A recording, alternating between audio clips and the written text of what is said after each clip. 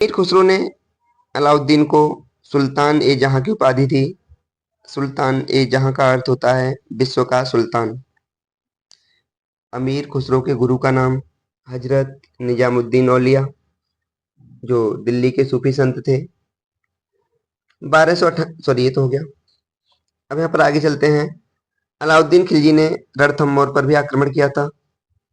उस समय रणथंभौर का शासक था हमीर देव। कहते हैं 1303 में अलाउद्दीन का सबसे प्रसिद्ध अभियान कौन सा माना जाता है? तो 1303 में अलाउद्दीन का सबसे प्रसिद्ध अभियान चित्तौड़ अभियान। मिशन चित्तौड़ के तहत जानकारी मिलती है। कहाँ से मिलती है? पद्मावत से। अच्छा, पद्मावत के लेखक कौन है? मलिक मोहम्मद जायसी, जो 1540 में लिखा गया था। इससे जानकारी मिलती है कि पद्म अलाउद्दीन चित्तौड़गढ़ की महारानी पद्मावती का दीदार करने कहाँ गया था? चित्तौड़गढ़ गया था। इस समय चित्तौड़ का राजा महारावण था, महारावण रत्नासेन। अलाउद्दीन खिलजी ने चित्तौड़ को ध्वस्त किया और उसका नाम खिजराबाद रख दिया।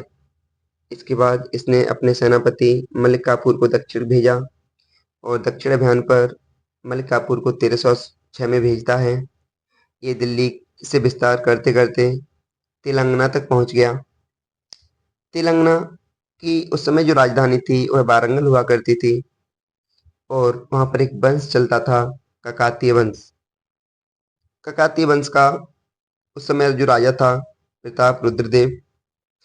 1308 में प्रताप रुद्रदेव ने स्वयं को मलिक काफूर के आगे सरेंडर किया और अपनी सेना, अपनी सोने की प्रतिमा बनवाकर उसे दी और कोहिनूर हीरा भी दिया प्रताप रुद्रदेव ने।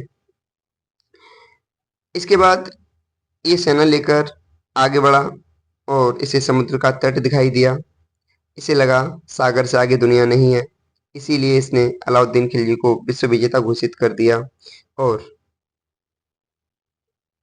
अलाउद्दीन खिलजी का विस्तार किया अपने साम्राज्य की और सिकंदर ए सानी तथा सिकंदर सेकंड की उपाधि धारण की।